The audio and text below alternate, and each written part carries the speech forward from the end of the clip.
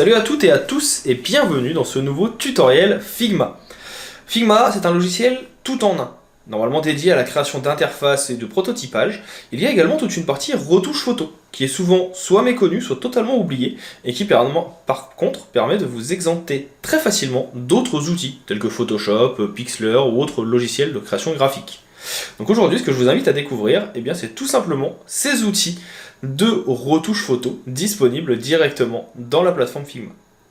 Si jamais vous avez des questions, je resterai à votre disposition dans les commentaires, comme d'habitude. Vous pouvez m'y envoyer demandes, me proposer vos projets, vos demandes de tutoriels et autres questions. Et si la vidéo vous a plu, un petit like, un partage, un abonnement, ça permet à la chaîne de se développer et moi de continuer à pouvoir vous proposer du contenu sur ces différents outils. J'espère que la vidéo vous plaira et je vous en souhaite un bon visionnage. Parmi les nombreux outils présents dans Figma, il y en a un que je trouve très intéressant et que je trouve aussi qui est très peu mis en avant. C'est la partie retouche photo. Toute cette partie retouche photo va permettre, comme son nom l'indique, de venir modifier la colorimétrie, la luminosité d'une photographie sans passer par un outil externe au logiciel. Et ça, c'est quelque chose qui est assez important pour être souligné. Pour ce faire, c'est relativement simple. Vous avez votre photo qui est présente dans Figma. J'ai intégré ici une photo d'un papillon que je peux venir réduire suivant mes besoins pour l'adapter. Par contre, je trouve qu'en termes de couleur et de luminosité, c'est pas exactement adéquat par rapport à ce que je veux mettre en avant. Comment corriger cela?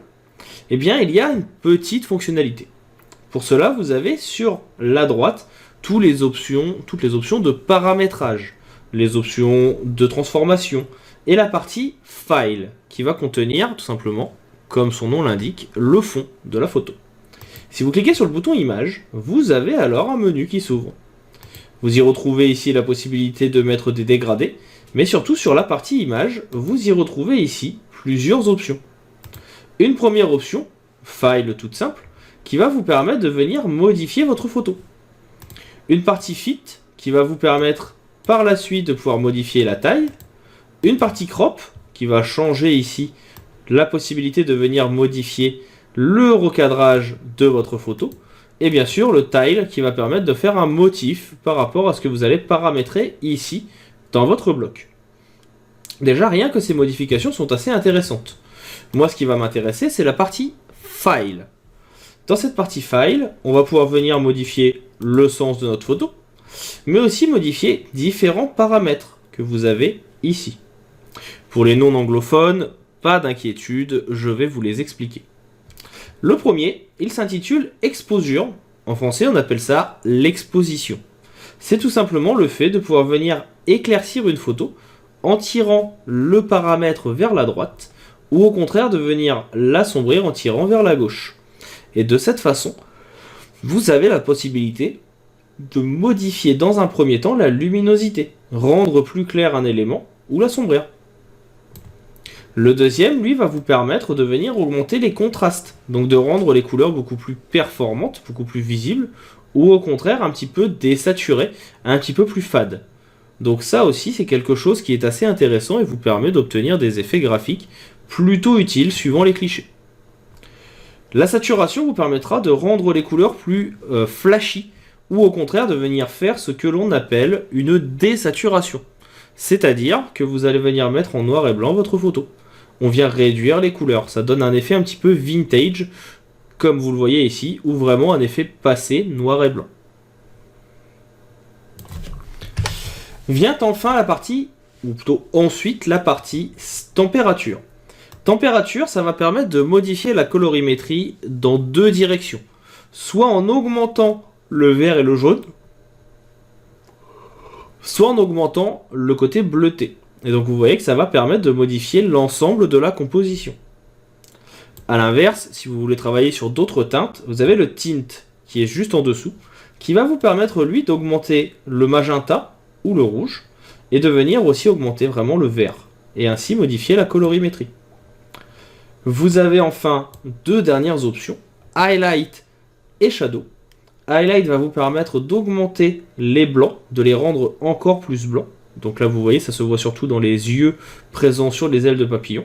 Ou au contraire, de venir enlever et rendre le blanc un peu plus gris. Shadow, quant à lui, va assombrir le noir, ou au contraire, le rendre plus clair. Ces différents paramètres, vous pouvez les travailler tous ensemble. Je peux venir, par exemple, augmenter un petit peu mon exposition, modifier un petit peu ma température, ma teinte pour avoir quelque chose d'un peu plus vert, et puis peut-être baisser un petit peu mes contrastes. Et de cette façon, vous voyez que vous avez votre rendu assez rapidement sur la composition.